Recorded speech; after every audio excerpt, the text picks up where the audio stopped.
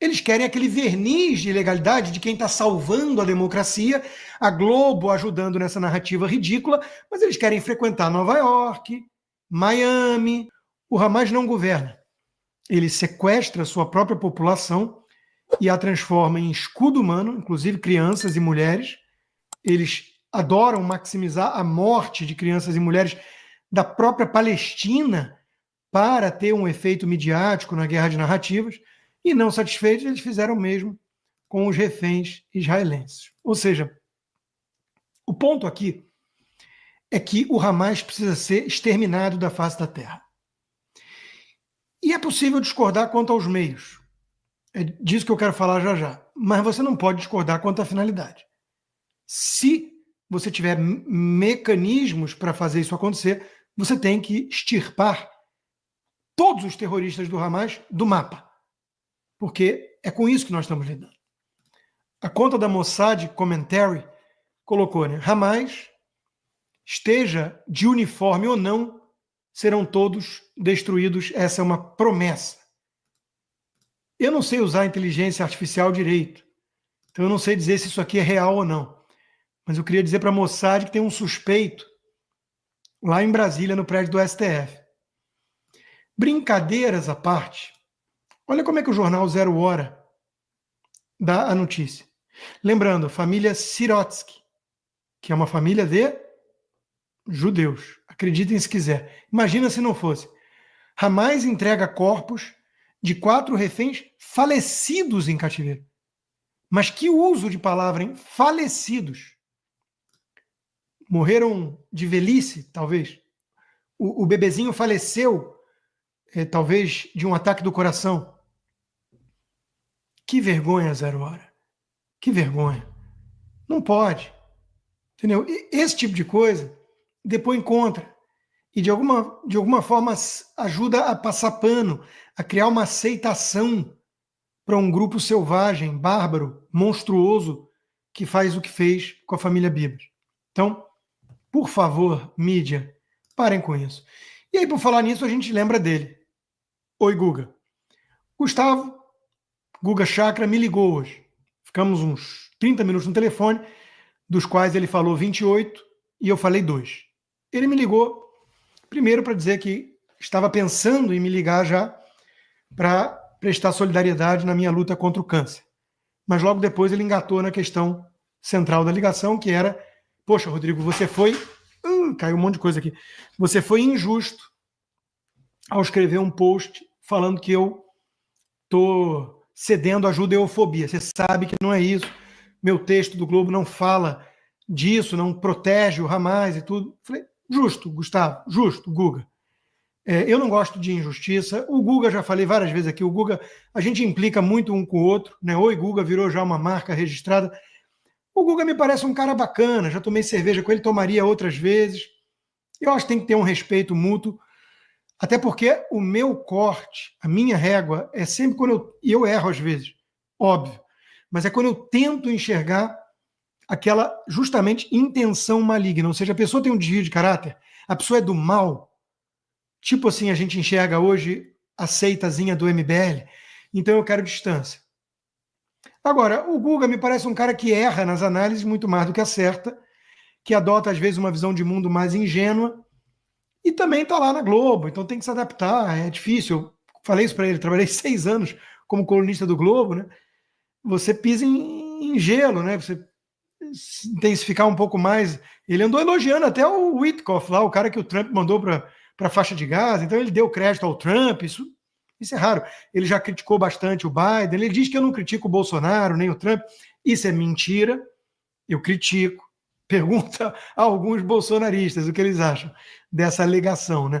Mas tudo bem, o importante aqui é o seguinte: Guga me ligou para prestar solidariedade na luta contra o câncer, legal, falei para ele, bacana. E segundo, poxa, isso você foi injusto. Legal, fiz a retratação e estou fazendo aqui de novo. Eu não acho que o Guga seja alguém que é judeofóbico, que odeia judeus. Ele diverge quanto aos métodos de lidar com o Hamas, com o Hezbollah, com o Irã, e está tudo certo. Está tudo certo. Ninguém é dono da razão, e eu acho que ele está errado, óbvio, senão não falaria isso e não defenderia os meus instrumentos, que o Bibi Netanyahu concorda, que o Trump concorda, mas eu pedi ao Guga, né, reflexão. Eu falei, Guga, o que você não gostou da postagem? Que eu estou, de alguma forma, inferindo que você tem uma intenção maligna.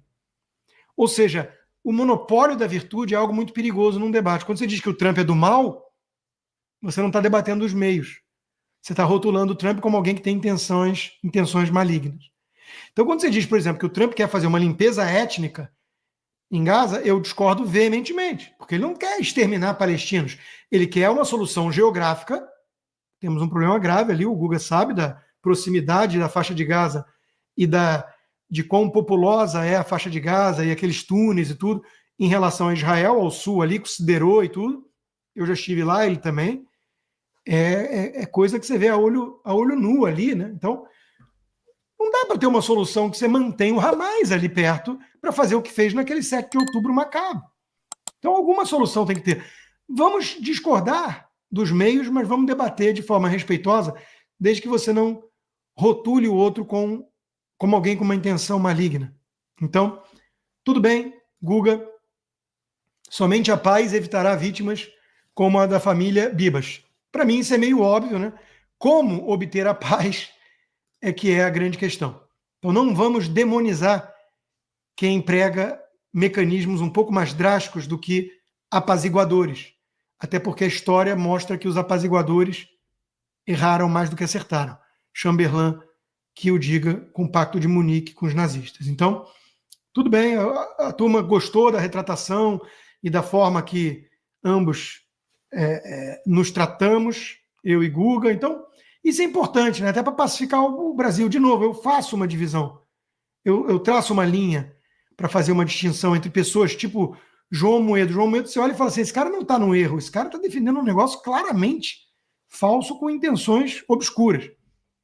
Você separa, então, pessoas assim, o Guga Noblado, o Guga Chakra, digamos assim. Eu acho que eles são de naturezas distintas, tá? Então, está feita aqui a retratação, o Guga não é judeofóbico, ele só defende mecanismos que prejudicariam, na minha visão, Israel e judeus, mas não acho que ele faz isso com a intenção de prejudicar judeus. Dito isso, quem recomendou o meu livro, Judeofobia, meu livro mais recente, foi o senador Magno Malta, que esteve aqui em casa para me dar força na luta contra o câncer, e levou meu livro e mostrou que ganhou de presente para o Nicolas Ferreira. Duas figuras que eu admiro muito. Então, vamos fazer o jabá, a divulgação. Recebi esse livro do nosso querido Rodrigo Constantino. Interessante que eu não sabia que ele ia me dar esse livro. Eu coloquei essa prioridade no pescoço dele, como você está vendo aí. E esse livro é maravilhoso. Judeofobia, máscara do antissemitismo. E eu super recomendo. Recomendo, um abraço ao Rodrigo Constantino, boa recuperação para você. Não tenho dúvidas que o senhor está com você aí, juntamente com sua família. E um livro que encaixa perfeitamente com a pessoa do Magno, que já foi algumas vezes para Israel, conhece muito da história. E eu não tenho dúvidas que vai abençoar demais a vida dele. Um abração, Rodrigo. Tamo junto. Valeu, Nicolas. Valeu, senador Magno Malta. Muito obrigado. Aí, a gente vê como é que a imprensa está tratando essa contra-revolução do Trump. Os Estados Unidos contra o mundo livre. Trump força a capitulação da Ucrânia, presenteia Putin e sacrifica aliança com os europeus. O que eu vou falar sobre esse caso é um pouco ambíguo, porque eu não tenho uma opinião muito forte. Tá? Só mostrando antes a Lúcia Guimarães, aquela que era do Manhattan Connection também, imprensa dos Estados Unidos debate como reagir aos ataques de Trump. Como diz o Ruschel, né? Reagir. Esses militantes de redação parecem que ainda não entenderam o que está acontecendo. Eles deveriam estar preocupados em sobreviver. Ninguém mais acredita na militância da redação, né? E a verba da USA vai minguar e eles vão asfixiar. A Folha de São Paulo, onde essa moça publicou essa coluna, a Folha de São Paulo disse que o Trump, ao cortar verbas da USAID, do governo americano, ameaça a imprensa independente. Oi? Eu já falei sobre isso aqui semana passada. A imprensa independente, na cabeça deles, depende de verba do governo. É estranho isso, né? Mas vamos lá. O que eu penso sobre isso? Eu acho que o Trump, em primeiro lugar, e eu já falava isso desde o primeiro governo dele, aliás, eu falei na ligação hoje para o Guga, falei, Guga, você sabe que você sofre de Trump Derangement Syndrome, não sabe? Aí ele ficou meio em silêncio, até porque ele falava o tempo todo, mas esse é o ponto, né? Tem gente que, por vários fatores, várias razões, pelo perfil, pela bolha que vive de uma elite determinada e tudo, o Trump para eles é intragável demais, e isso prejudica toda a análise. O Trump, você tem que diferenciar discurso de ação. O governo dele foi um governo lá atrás pragmático, eficiente, e o Trump fala muita bobagem às vezes. E outra coisa importante para entender é que o Trump usa claramente como alavancagem o discurso. Então ele está querendo acabar com a guerra da Ucrânia com a Rússia. Por quê? Por ótimos motivos. O Charlie Kirk colocou, agora é hora do Elon Musk e do Dodge auditarem a grana toda que foi mandada para a Ucrânia. E o Musk concordou. Ok. Ou seja, quando você manda 300 e poucos bilhões de dólares para um país em guerra, você tem o direito de perguntar qual é a estratégia de saída, para onde está indo esse dinheiro, é um país corrupto. Vamos lembrar de todo o histórico, o filho do Biden sentando no conselho de uma empresa de energia, Burisma, o Trump pressionando para que houvesse uma investigação isenta, e ele foi empichado pelo Congresso americano por isso, por cobrar investigação. O procurador foi rifado e colocado num lugar, um cara marionete da turma. O Zelensky era um ator dançarino esquisito, democrata, fez campanha para o Biden, estava adorando aquele dinheiro todo chegando lá, meio fanfarrão. Isso tudo tem que ser colocado na equação.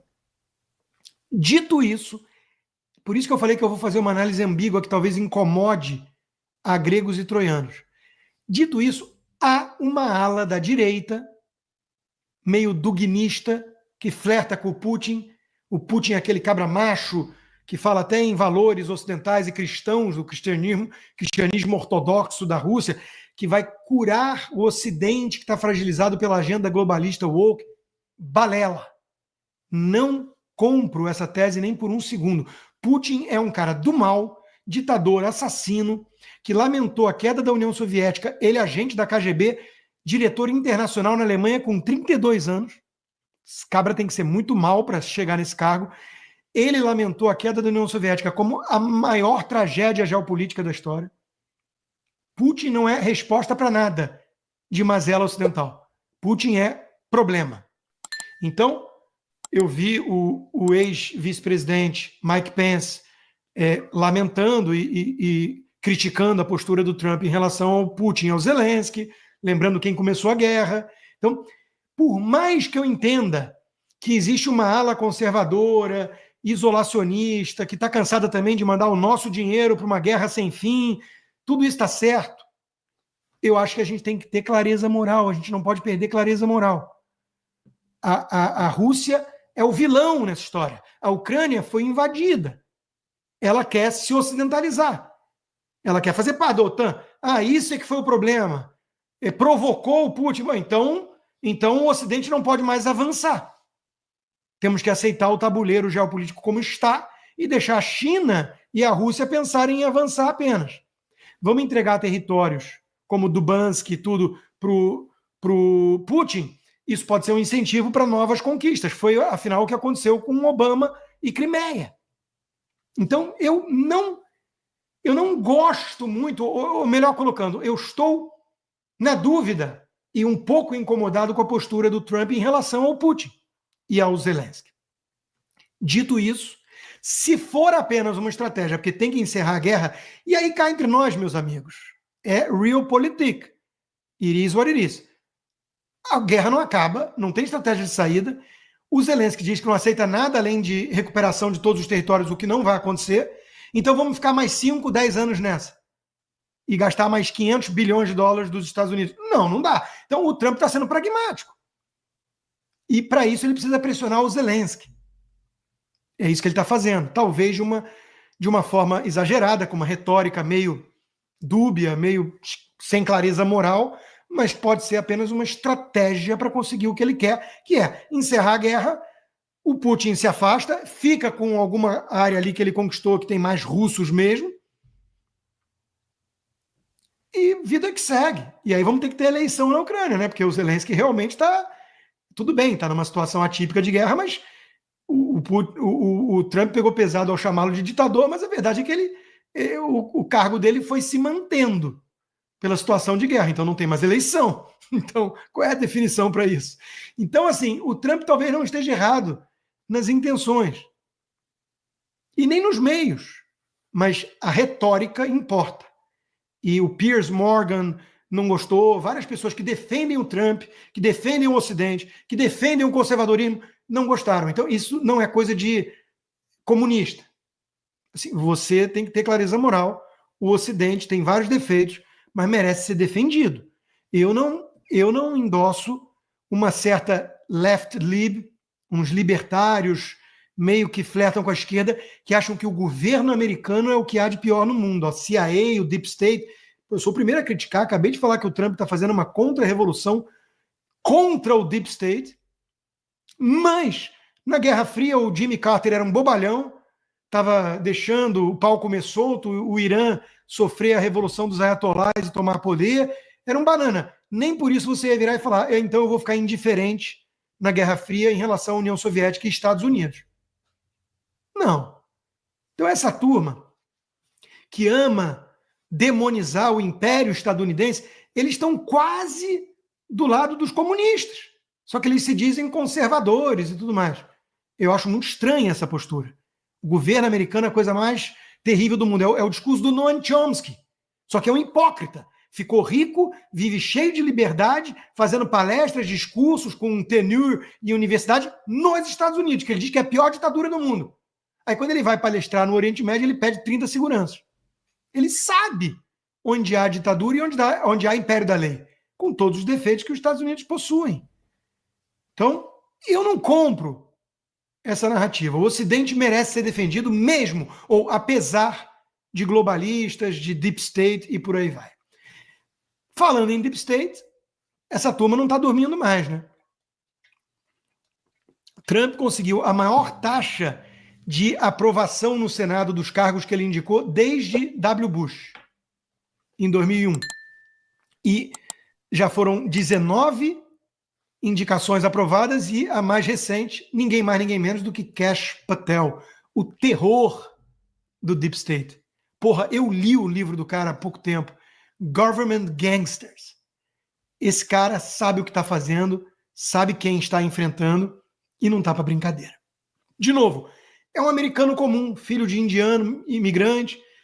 É o retorno à normalidade. É o resgate do bom senso. Essa é a contra-revolução do Trump. Então, vamos ver as coisas acontecerem rápido nos Estados Unidos.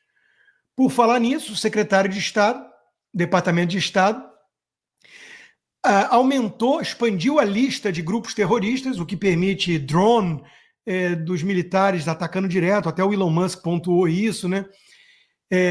Enfim, ir atrás de pessoas físicas, de bancos que operam com eles. E claro, tem lá o Trem da Aragua, o MS-13, o cartel mexicano, vários grupos aí da América Latina. Eu apenas disse que faltaram alguns grupos na lista. O PT, o MST, o Comando Vermelho, o PCC e o STF. Ups. Temos alguns grupos terroristas aí a acrescentar nessa lista. Por falar nisso, agora falando sério, né? Alexandre de Moraes vira alvo nos Estados Unidos de ação conjunta de empresa de Trump e a plataforma Rumble. Jogada de mestre do Pavlovski, o dono CEO do Rumble, e do Trump, que entrou junto, sendo que a medida ilegal exigida pelo Alexandre de Moraes era só ao Rumble. Então a Truth Social entrou de forma estratégica para, se o Alexandre de Moraes for retaliar e já está fazendo, por coerência, ele ter que fazer também com a plataforma do Trump. O que vocês, quase 12 mil pessoas, estão esperando para entrar no Truth Social? Nós temos que encorpar o Truth Social, torná-lo mais relevante no Brasil para o Alexandre de Moraes censurar. Aí ele já comprou briga direta com o Elon Musk e compra briga direta com o Trump. Tá ficando bonito o negócio. Por isso eu dei esse título à live hoje. Xande está comprando brigas que ele não pode vencer.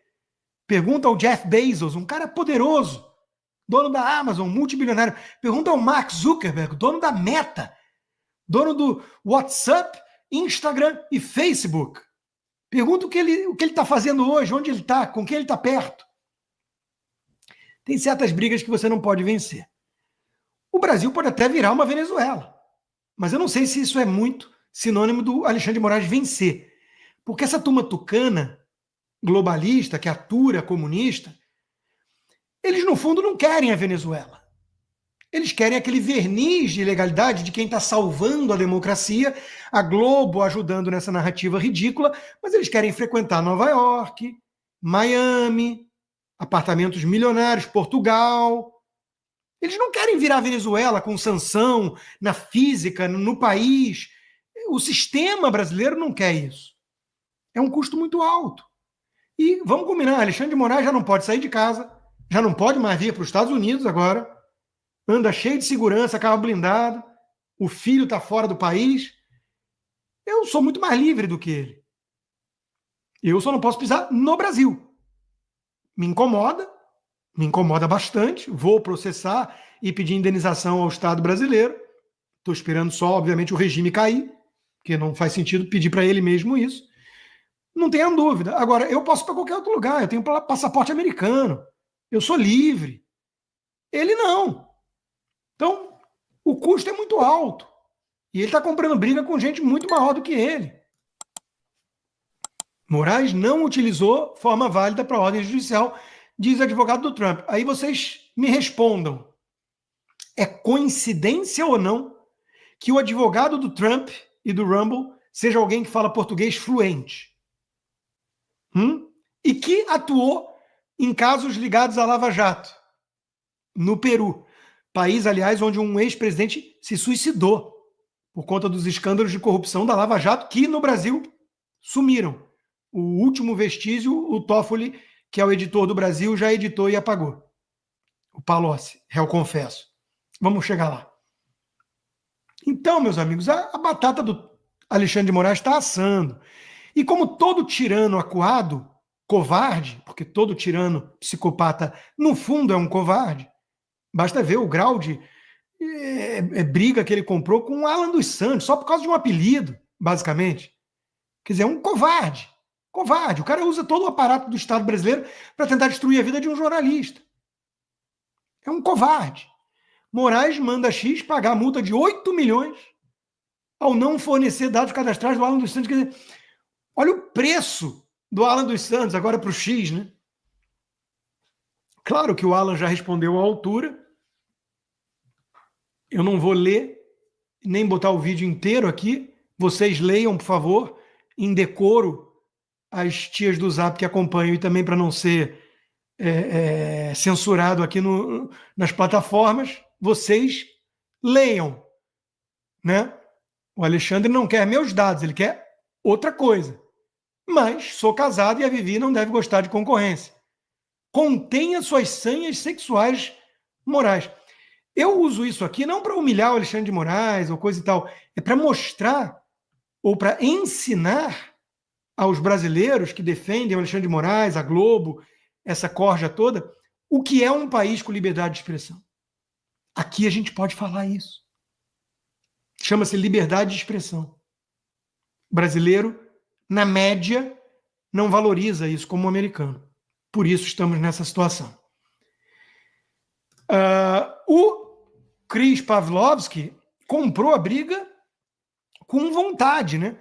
Já disse que o Rumble não vai cumprir as ordens ilegais do Alexandre de Moraes. Nos vemos na corte e acabou de tuitar também agora dizendo assim, olha, Alexandre de Moraes não aguentou nem o calor, né? A pressão já saiu do X. Tirou a conta dele, que já estava inativa ali, basicamente, que desde que o Elon Musk foi para cima dele, ele ficou quietinho no X. O @Alexandre. É que tem pouco Alexandre no mundo, então ele conseguiu. E ele nem é lá de trás do Twitter. Ele conseguiu o @Alexandre. É como se eu fosse o @Rodrigo. Uma coisa meio vaidosa, meio, né? Mas, enfim, Alexandre, só faltou o Alexandre o Grande, ou o Glande. Mas o fato é que o André Janones, aquele palhaço de circo do Lula, foi lá dizer que o Elon Musk é autoritário e censurou o Alexandre de Moraes. Mas segundo a Daniela Lima, porta-voz oficial do Alexandre de Moraes e STF, foi ele quem cancelou a conta. Como é que fica? Fake news? O Alexandre de Moraes vai incluir o Janones em algum inquérito? Tudo isso é muito ridículo. Apenas para dizer que hoje eu tive um café da manhã patriótico. Está aqui a foto. Eu fiz um ovo frito na minha panela americana, porque eu realmente acho que algumas pessoas imbuídas de uma vibe, assim, uma egotrip, né? Achando que são, enfim, invencíveis, né? Eles acabam tendo uma queda muito grande. Ou o Brasil vira Venezuela para proteger o Alexandre de Moraes, ou o sistema entende que Alexandre de Moraes vai ter que cair. Eu não consigo ver algo no meio do caminho. A coisa está escalando muito rápido. Alexandre de Moraes dobra a aposta a cada semana, não, um dia. Então, ou a coisa vai degringolar para o Brasil sofrendo sanções, esses ministros todos, presidente do Senado, sofrendo sanções na física. E aí o Brasil se fechou que nem um ouriço, virou a Venezuela, ou o sistema vai calcular que precisa entregar Alexandre de Moraes simbolicamente para expurgar uma parte da toxicidade do regime nos últimos anos. É um regime que, na figura do STF, vem cometendo inúmeros crimes justamente para proteger o criminoso Alexandre de Moraes. E seus cúmplices.